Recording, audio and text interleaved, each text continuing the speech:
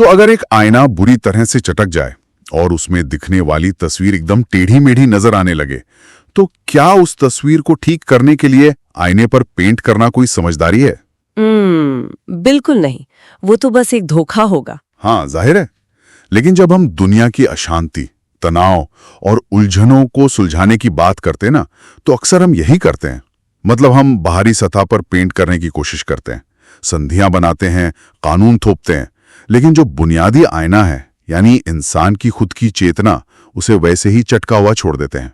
ये बहुत ही सटीक शुरुआत है, क्योंकि जिस विषय पर आज हम गहन चर्चा कर रहे हैं वो इसी चटके हुए आईने को जड़ से ठीक करने की बात करता है। सही बात है। आज हमारे सामने जो स्रोत सामग्री है वो कोई राजनीतिक या सामाजिक मैनिफेस्टो नहीं है।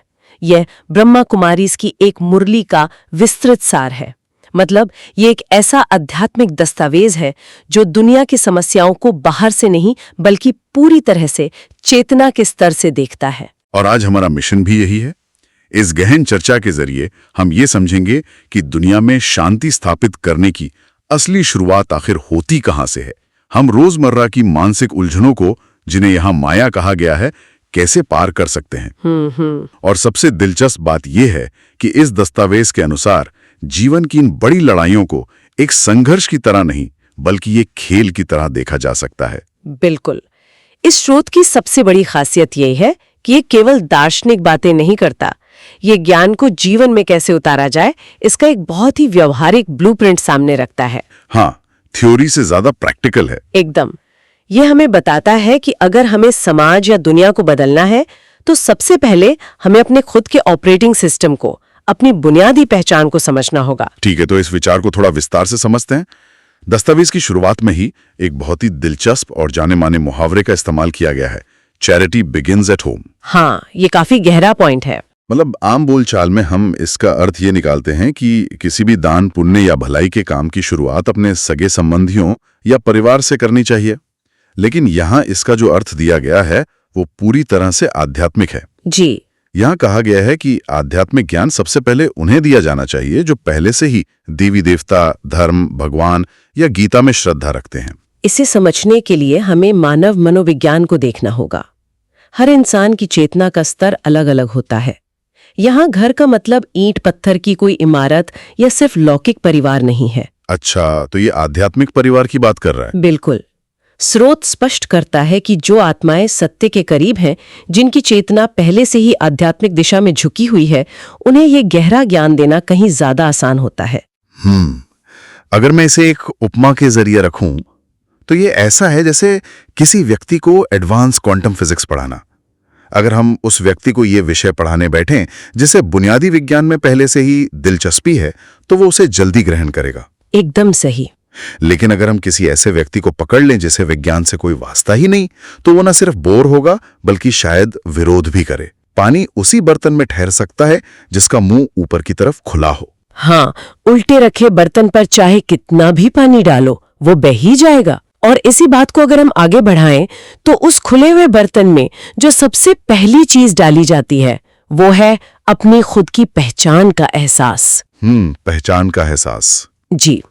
यहीं पर एक ऐसा शब्द आता है जिसे हम रोज सुनते हैं, लेकिन शायद ही कभी उसके असली अर्थ पर गहराई से विचार करते हैं। वो शब्द है ओम शांति। अरे हाँ, अक्सर इसे महज एक अभिवादन, एक नमस्ते या गुड मॉर्निंग की तरह इस्तेमाल किया जाता है। और दस्तावेज इसे एक बहुत ही शक्तिशाली तरीके से तोड़कर समझाता है। ओम का अर्थ है मैं आत्मा हूँ और शांति का अर्थ है मेरा मूल स्वभाव शांति है। अच्छा। यानी जब कोई ओम शांति कहता है तो वो ये नहीं कह रहा कि आप कैसे हैं, वो दरअसल खुद को और सामने वाले को ये याद दिला रहा है कि मैं ये शरीर नहीं बल्कि एक शांति स्वरूप आत्मा हूं। ये तो एक बहुत बड़ा पैराडाइम शिफ्ट है। मतलब इंसान का डिफॉल्ट मोड क्या होता है? वो खुद को अपनी नौकरी, अपनी उम्र या अपने रिश्तों से परिभाषित करता है। बिल्कुल। और इसे यहाँ देह अभिमान या बॉडी कॉन्शियसनेस कहा गया है। सारा तनाव, सारा अहंकार और सारा डर इसी देह अभिमान से पैदा होता है। हाँ, क्योंकि जब कोई ये मान लेता है कि मैं फला व्यक्ति हूँ और मेरा ये रुतबा है, तो उसे उस रुतबे के छिन जाने का डर सताने लगता है। सही कहा। लेकिन ओम शांति का अभ्यास इस पूरी बनावट को ही खारिज कर देता है।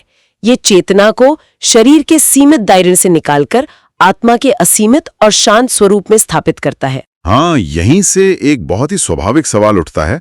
अगर ओम शांति के एहसास से हमारे अंदर की अशांति खत्म हो सकती है, तो क्या हम इंसान मिलकर इस पूरे विश्व में शांति ला सकते हैं? ये एक बहुत आम सवाल है जो लोग पूछते हैं। हाँ, क्योंकि अगर हर इंसान ये अभ्यास करने लगे तो दुनिया तो अपने आप शांत हो जानी चाहिए। लेकिन स्रोत के अनुसार इसका जवाब थोड़ा हैरान करने वाला है। जी, इसमें स्पष्ट रूप से कहा गया है कि सारे विश्व में शांति स्थापना करना केवल और केवल परमपिता परमात्मा, जिन्हें यहाँ शिव बाबा कहा गया है, उनका कार्य है। मनुष्य ये नहीं कर सकते। तो इंसान पूर्ण शांति क्यों नहीं ला सकता? इसके पीछे का तर्क बहुत ही गहरा और मनोवैज्ञानिक है। इंसान क्यों दुनिया में पूर्ण शांति स्थापित नहीं कर सकता? क्योंकि इंसान खुद विकारों के अधीन है। विकार? हाँ, यहाँ 5 मुख्य विकारों का जिक्र है: क्रोध, लोभ, अहंकार, मोह और काम। जब इंसान खुद अपवित्र है, जब उसके अंदर खुद इन विकारों की मिलावट है, तो वो बाहर एक पूर्ण, पवित्र और शांत दुनिया का निर्माण कैसे कर सकता है? लेकिन यहाँ एक उलझन है। मतलब इतिहास गवाह है कि इंसान ने बड़ी बड़ी संस्थाएं बनाई हैं। संयुक्त राष्ट्र जैसी संस्थाएं हैं, अंतर्राष्ट्रीय शांति संधियां हैं, बड़े बड़े कानून बनाए गए हैं ताकि लोग आपस में ना लड़ें। तो क्या ये सब शांति स्थापित करने के प्रयास नहीं हैं?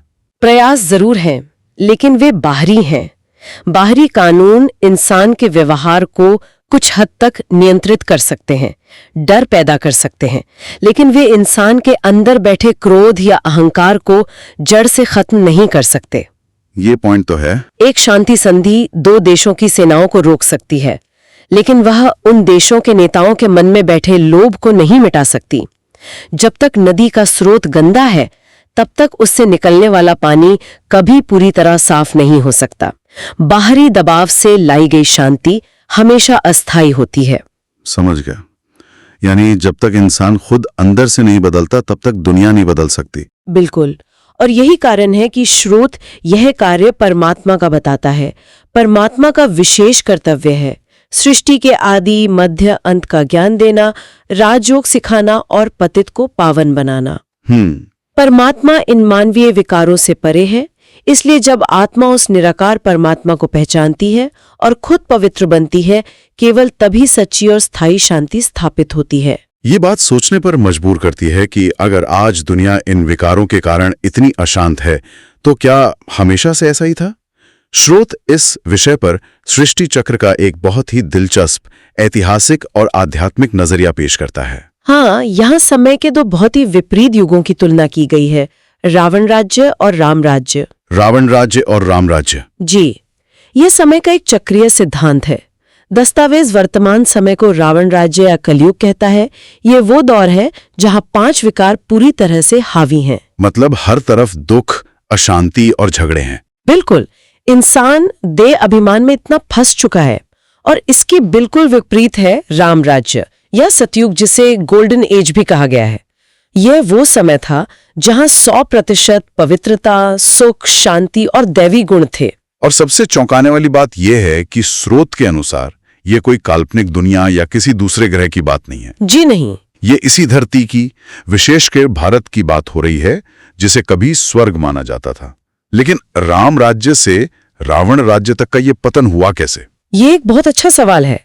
देखिए, ये पतन रातों रात नहीं हुआ। ये चेतना के स्तर पर धीरे धीरे आई गिरावट का नतीजा है।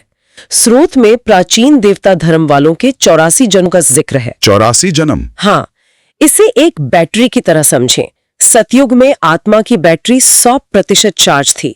वो पूरी तरह से आत्मिक चेतना में थी। मतलब सोल कॉन्शियसनेस में। हाँ, तो से जुड़ती गई। देह अभिमान बढ़ता गया और आत्मा की बैटरी धीरे धीरे डिस्चार्ज होती गई। और इसी डिस्चार्ज बैटरी का परिणाम है ये 5 विकार। ये बैटरी वाली उपमा पूरी प्रक्रिया को बहुत अच्छे से समझा देती है। इसी पतन और इतिहास की व्याख्या को लेकर स्रोत में एक बहुत बड़ा वैचारिक बिंदु उठाया गया है, जो सीधे गीता से जुड़ा है। ये बहुत अहम हिस्सा है। मुरली के अनुसार गीता में एक मुख्य भूल ये हुई है कि भगवान के रूप में निराकार परमात्मा शिव के बजाय शरीरधारी देवता श्री कृष्ण का नाम डाल दिया गया है। हाँ, और ये एक बहुत ही महत्वपूर्ण सैद्धांतिक अंतर है। और यह सिर्फ नामों का फेरबदल नहीं है, इसका सीधा असर इंसान की आध्यात्मिक यात्रा पर पड़ता है। वो कैसे? स्रोत के अनुसार भगवान एक निराकार सत्ता है, वह जन्म मरण के चक्र में नहीं आता। श्री कृष्ण भले ही 16 कला संपूर्ण और दैवी गुणों वाले हों, लेकिन वो एक शरीरधारी आत्मा है जो पुनर्जन्म के चक्र में आते हैं। तो एक आम इंसान के लिए इस बात से क्या फर्क पड़ता है कि वो निराकार को याद कर रहा है या साकार को? ये अंतर इतना अहम क्यों है? क्योंकि इंसान जिस चीज पर ध्यान लगाता है वैसे ही उसकी चेतना बन जाती है। अगर कोई व्यक्ति एक साकार शरीरधारी रूप से जुड़ता है तो उसकी चेतना कहीं न कहीं भौतिकता और शरीर के दायरे में ही सिमट कर रह जाती है। अच्छा, मतलब वो देह अभिमान से पूरी तरह बाहर नहीं निकल पाता। बिल्कुल। लेकिन जब ध्यान निराकार बाप यानी परमात्मा पर लगाया जाता है तो इंसान खुद भी इस भौतिक दुनिया और देह अभिमान से ऊपर उठने लगता है। तो यही राजयोग का मूल सिद्धांत है। जी, निराकार से जुड़ने का मतलब है अपनी आत्मा की उस शुद्ध मूल अवस्था को वापस पाना, मतलब बैटरी को फिर से 100% चार्ज करना। अब ये पूरी तस्वीर साफ हो रही है। हमारा लक्ष्य है रावण राज्य की अशांति और विकारों से निकलकर वापस राम राज्य की उस 100% पवित्रता तक पहुंचना। लेकिन इस यात्रा में इस बैटरी को दोबारा चार्ज करने की प्रक्रिया में सबसे बड़ी रुकावट क्या है? दस्तावेज में एक बहुत ही कड़े शब्द का इस्तेमाल किया गया है, महाशत्रु। हाँ, महाशत्रु। यहाँ काम विकार और भौतिक इच्छाओं को इंसान का महाशत्रु कहा गया है। इस विकार को महाशत्रु कहने के पीछे बहुत स्पष्ट कारण है। ये केवल शारीरिक स्तर तक सीमित नहीं रहता। ये विकार मन को पूरी तरह से विचलित कर देता है। मतलब ये फोकस बिगाड़ देता है। बिल्कुल, ये एकाग्रता को तोड़ता है, इंसानी संबंधों में स्वार्थ पैदा करता है और आत्मा को कमजोर या अशुद्ध करता है। जब तक ये विकार है तब तक आत्मा अपनी असली आध्यात्मिक शक्ति को महसूस नहीं कर सकती। और इसे जीतने का उपाय भी बहुत सीधा बताया गया है, एक परमात्मा से याद योग और पवित्र संकल्प। जी हाँ। इसी संदर्भ में दस्तावेज 2 तरह की बुद्धियों का जिक्र करता है, प्रीत बुद्धि और विपरीत बुद्धि। ये बहुत ही रोचक विभाजन है। ये विभाजन दरअसल इंसान के फोकस को दर्शाता है। प्रीत बुद्धि वो है जिसने सत्य को पहचान लिया है। वो आत्मा जो समझ गई है कि वो एक शरीर नहीं है और जिसने प्रेम से खुद को निराकार परमात्मा के साथ जोड़ लिया है। ऐसी बुद्धि में गजब की स्पष्टता होती है, वो उलझती नहीं है। और इसके उलट विपरीत बुद्धि वो है जो इस सत्य से पूरी तरह कटी हुई है। एकदम सही। जो देह अभिमान में, दुनिया की भौतिक चीजों में और विकारों में फंसी हुई है। स्रोत कहता है कि ऐसी बुद्धि अंततः विनाश या पतन की ओर ही ले जाती है। लेकिन यहाँ एक बात समझनी होगी, प्रीत बुद्धि बनाने का ये सफर कोई सीधी रेखा नहीं है या आसान नहीं है। हाँ, रुकावटें तो आती ही हैं। जी, जो लोग योग या ध्यान के रास्ते पर चलते हैं उनके सामने एक बहुत बड़ी रुकावट आती है जिसे यहाँ माया कहा गया है। माया कोई सींग वाला बाहरी राक्षस नहीं है। तो माया असल में है क्या? माया इंसान की खुद की पुरानी आदतें, उसका आलस, अचानक भड़कने वाला क्रोध या मन में उठने वाले अशुद्ध संकल्प हैं। दस्तावेज में इस माया के विघ्न को समझाने के लिए रेडियो की एक बहुत ही कमाल की उपमा दी गई है। मतलब कल्पना करें कि एक रेडियो पर कोई बहुत ही मधुर संगीत चल रहा है और अचानक बीच बीच में स्टैटिक या गड़गड़ाहट आने लगे। हाँ बिल्कुल, आवाज कटने लगे और संगीत का मजा किरकिरा हो जाए। योग और ध्यान में भी माया बिल्कुल इसी रेडियो स्टैटिक की तरह काम करती है। ये परमात्मा से आत्मा के कनेक्शन को बीच बीच में तोड़ देती है। ये रेडियो स्टैटिक वाली बात बहुत गहराई से इंसानी अनुभव को दर्शाती है। जब कोई इंसान ध्यान में बैठता है या अपने जीवन में सही रास्ते पर चलने की कोशिश करता है तो मन इधर उधर भागता है। अरे हाँ, पुरानी बातें याद आती हैं, किसी पर गुस्सा आता है। बिल्कुल, यही माया का विघ्न है। लेकिन स्रोत एक बहुत ही महत्वपूर्ण बात कहता है, वो इसे पुरुषार्थ का समय कहता है। पुरुषार्थ का समय? इसका यहाँ क्या अर्थ हुआ? हट आने लगे तो झुंझुलाकर रेडियो को बंद नहीं कर देना है या उसे तोड़ना नहीं है। हाँ, वो तो बेवकूफी होगी। बिल्कुल, बल्कि धैर्य के साथ उस डायल को धीरे धीरे ट्यून करना है ताकि वापस वो सही फ्रीक्वेंसी मिल जाए। माया का काम है विघ्न डालना, वो अपना काम करेगी, लेकिन आत्मा का काम है उस विघ्न से विचलित हुए बिना वापस अपनी प्रीत बुद्धि की अवस्था पर स्थिर हो जाना। ये सारी सैद्धांतिक बातें, सृष्टि का चक्र, निराकार परमात्मा, माया का रेडियो स्टैटिक, सुनने में बहुत प्रभावशाली हैं। लेकिन एक बहुत ही व्यवहारिक सवाल उठता है। जी पूछिए। रोजमर्रा की भागदौड़ वाली जिंदगी में जहां इंसान को ऑफिस जाना है, परिवार संभालना है, वहां इन भारी भरकम सिद्धांतों का अभ्यास कैसे किया जाए? दस्तावेज के अंतिम हिस्से में इसके बहुत ही स्पष्ट तरीके बताए गए हैं, जैसे कि वरदान वाला हिस्सा। हाँ, इस स्रोत के अंत में जो वरदान दिया गया है वो असल में एक जीवन शैली है। इसमें परोपकारी भाव की बात की गई है। परोपकारी भाव। जी, और इसका तरीका बहुत ही मनोवैज्ञानिक है। इसमें कहा गया है कि अपने कर्म बंधन को सेवा के संबंध में बदल देना चाहिए। ये सुनने में आसान लगता है, लेकिन इसे थोड़ा गहराई से समझते हैं। कर्म बंधन को सेवा में कैसे बदला जा सकता है? इसके लिए स्रोत एक शब्द का इस्तेमाल करता है, मर्जीवा जन्म। मर्जीवा जन्म? हाँ, मर्जीवा जन्म मतलब जीते जी मर जाना। इसका मतलब ये नहीं कि शारीरिक रूप से कुछ खत्म हो रहा है, बल्कि ये पुरानी पहचान, पुराने अहंकार और पुरानी आदतों को खत्म करके एक नए आध्यात्मिक इंसान के रूप में जन्म लेना है। तो अगर हम इसे एक रोजमर्रा के उदाहरण से समझें, मान लीजिए ऑफिस में या परिवार में कोई ऐसा व्यक्ति है जिसके साथ बहुत ज्यादा तनाव रहता है। अक्सर ऐसे रिश्तों को एक भारी बंधन या बोझ माना जाता है। बिल्कुल।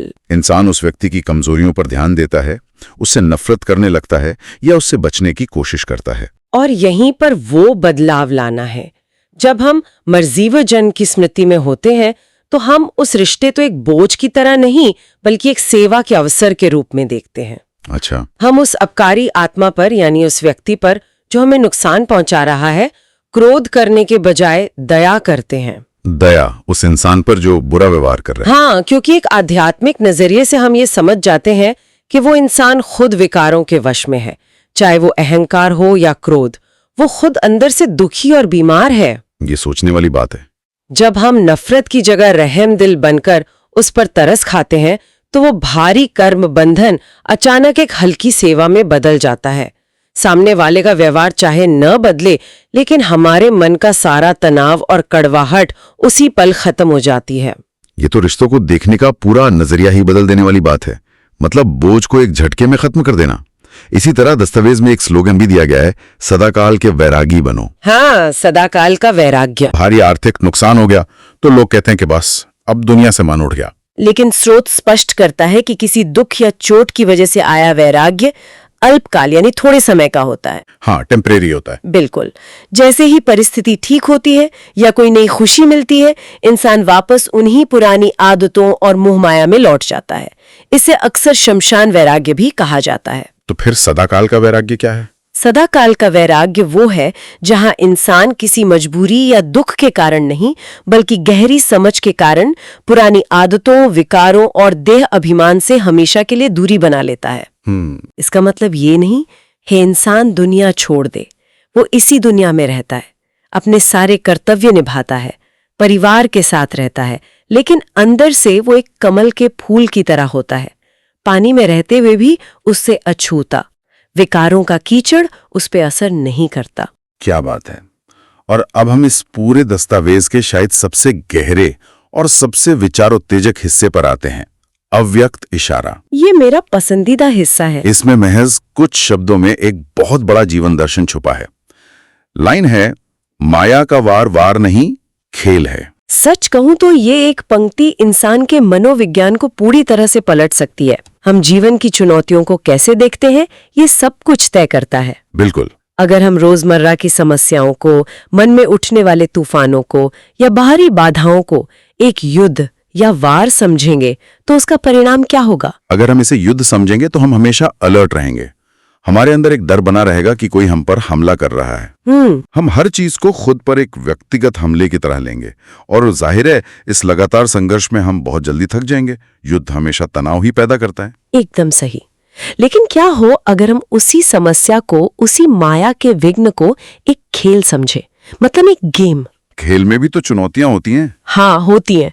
विरोधी टीम होती है, हार और जीत का तनाव होता है, लेकिन एक खिलाड़ी अंदर से हल्का रहता है। वो जानता है कि ये सिर्फ एक खेल है। सही बात है। वो खुशी खुशी उन चुनौतियों का सामना करता है। अगर वो गिरता भी है तो धूल झाड़कर फिर से खेलने लगता है। ये तो बहुत ही कमाल का नजरिया है। यानी माया अपना काम करेगी, वो विघ्न डालेगी, लेकिन अगर हम उसे गंभीरता से लेने के बजाय एक खेल समझ लें तो उसका प्रभाव ही खत्म हो जाएगा। हमारी मानसिक अवस्था डगमगाएगी ही नहीं। और इसी को दस्तावेज में एकरस स्थिति कहा गया है। एक ऐसी मानसिक अवस्था जो किसी भी परिस्थिति में स्थिर रहती है। स्रोत का संदेश बहुत साफ है, माया का काम है आना और इंसान का काम है उस खेल में विजयी बनना। तो अगर हम आज की इस पूरी गहरी चर्चा और इस मुरली के विस्तृत सार को एक ही वाक्य में पिरोना चाहें तो वो कुछ इस तरह होगा।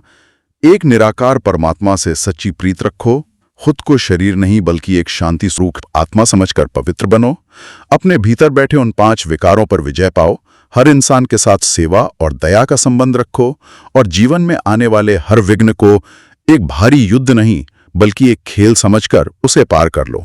ये सच में एक बहुत ही क्रमिक और स्पष्ट रास्ता है।